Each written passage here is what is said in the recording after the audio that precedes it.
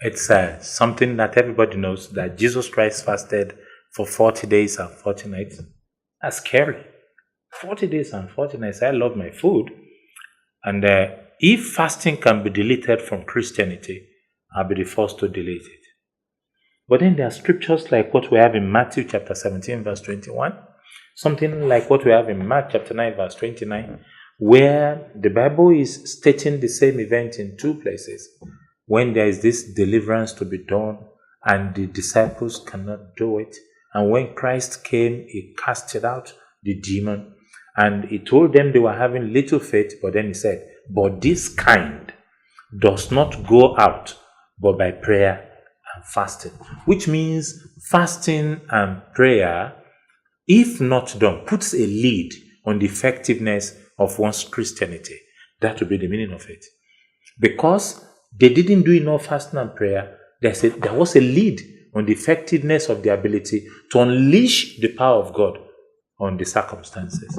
So I do not think that we can do without it.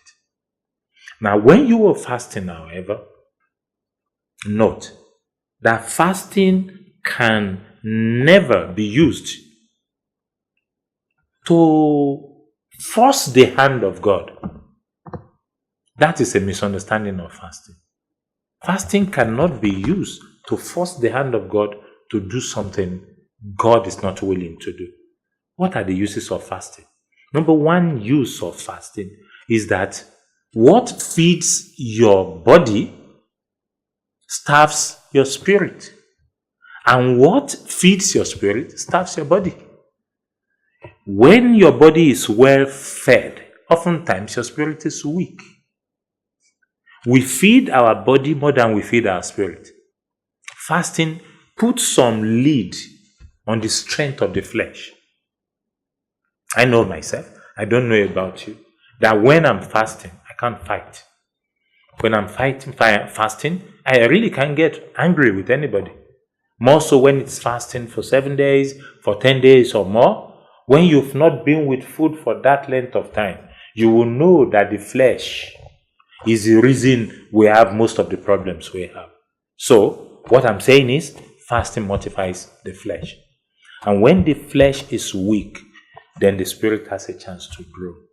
That's one of the use of fasting. Fasting, therefore, because the flesh is quiet, the distractions are low, enables the spirit to be more aware of God. The more aware of God you are, the more growth happens in your spirit man.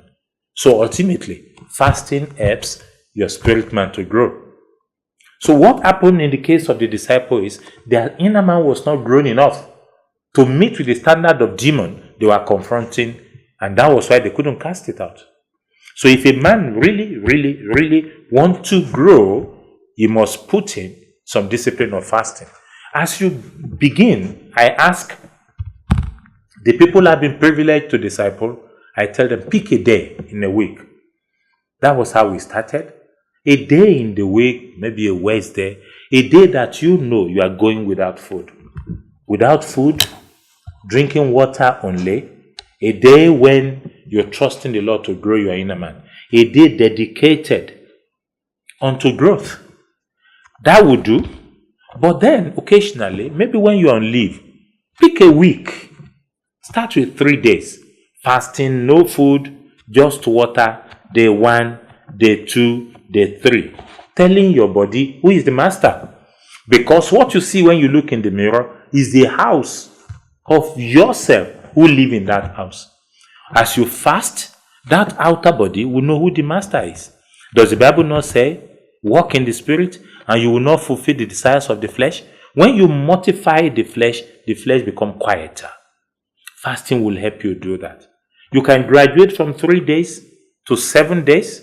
You can graduate from 7 days to 10 days. People on earth today have done 40 days and they live. Fasting will help your spirit man grow.